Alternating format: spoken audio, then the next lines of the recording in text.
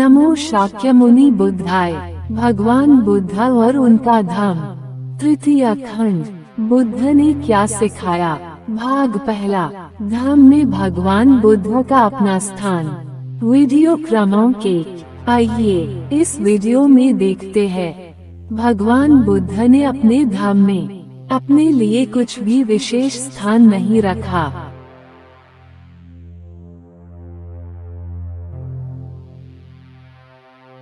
ईसा ने ईसाइयत का पैगंबर होने का दावा किया। इससे आगे उसने ये भी दावा किया कि वह खुदा का बेटा है। ईसा ने ये भी कहा कि जब तक कोई आदमी यह न स्वीकार करे कि ईसा खुदा का बेटा है, तब तक उसकी मुक्ति हो ही नहीं सकती।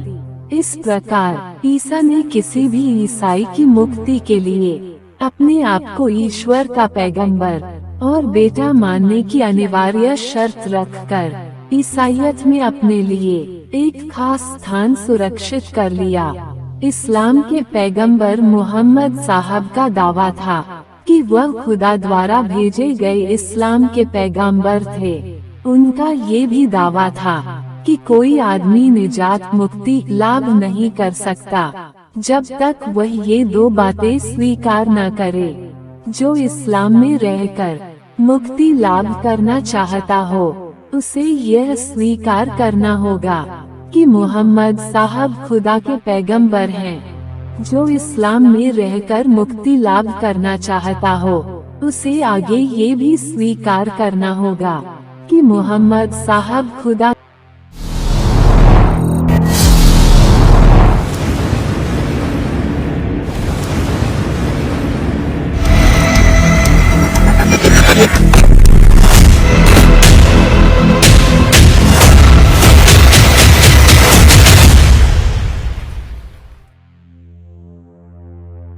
जो इस्लाम में रहकर मुक्ति लाभ करना चाहता हो, उसे आगे ये भी स्वीकार करना होगा कि मोहम्मद साहब खुदा के आखिरी पैगंबर थे।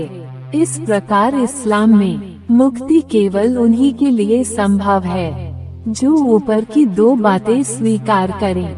इस तरह मोहम्मद साहब ने किसी भी मुसलमान की मुक्ति अपने को खुदा का पैगंबर मानने की अनिवार्य शर्त पर निर्भर करके अपने लिए इस्लाम में एक खास स्थान सुरक्षित कर लिया।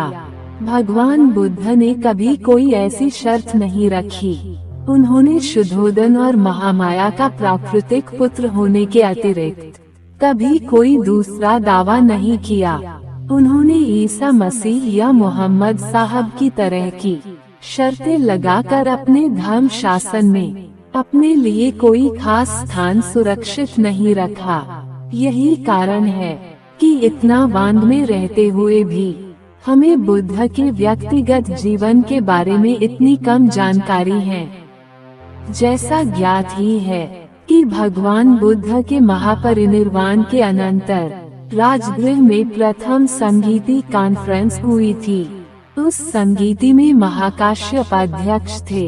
आनंद, उपाली और अन्य दूसरे लोग जो कपिलवस्तु के ही थे, जो जहाँ जहाँ वे गए प्रायः हर जगह उनके साथ थे, घूमे और मृत्यु पर्यंत साथ रहे, वहाँ उपस्थित थे। लेकिन अध्यक्ष महाकाश्यप ने क्या किया? उन्होंने आनंद को धम्म का संगायन करने के लिए कहा और तब संगीती कारकों से पूछा कि क्या ये ठीक है? उन्होंने हाँ में उत्तर दिया। महाकाश्यप ने तब प्रश्न को समाप्त कर दिया। तब महाकाश्यप ने उपाली को विनय का संगायन करने के लिए कहा और संगीती कारकों से पूछा कि क्या ये ठीक है? उन्होंने हाँ में उत्तर दिया। महाकाश्यप ने तब प्रश्न समाप्त कर दिया। तब महाकाश्यप को चाहिए था कि वह किसी तीसरे को जो संगीति में उपस्थित था आज्ञा देते कि वह भगवान बुद्ध के जीवन की मुख्य घटनाओं का संगायन करे। लेकिन महाकाश्यप ने ऐसा नहीं किया। उन्होंने सोचा कि धम्म और विनय यही दो विषय ऐसे हैं जिनसे संघ का सरोकार है। यदि महाकाश्यप ने भगवान बुद्ध के जीवन की घटनाओं का एक ब्यौरा तैयार करा लिया होता, तो आज हमारे पास भगवान बुद्ध का एक पूरा जीवन चरित्र होता।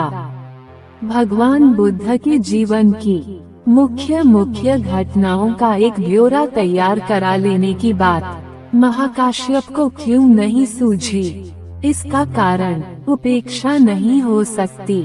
इसका केवल एक ही उत्तर है कि भगवान बुद्ध ने अपने ये धर्म शासन में अपने लिए कोई विशेष स्थान सुरक्षित नहीं रखा था। भगवान बुद्ध अपने धर्म से सर्वथा पृथक थे।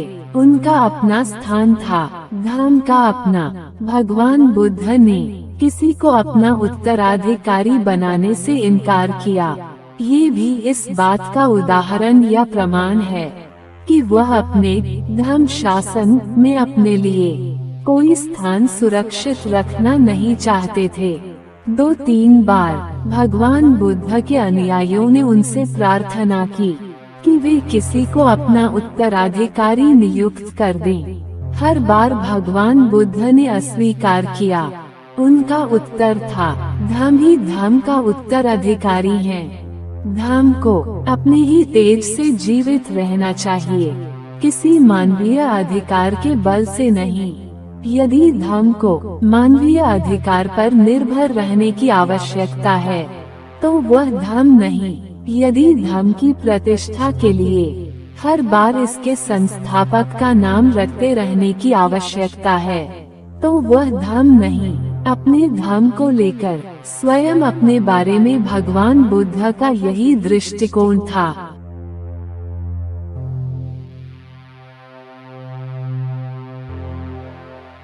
अगले वीडियो में देखेंगे, भगवान बुद्ध ने कभी किसी को मुक्त करने का आश्वासन नहीं दिया। उन्होंने कहा कि वे मार्गदाता है, मोक्षदाता नहीं।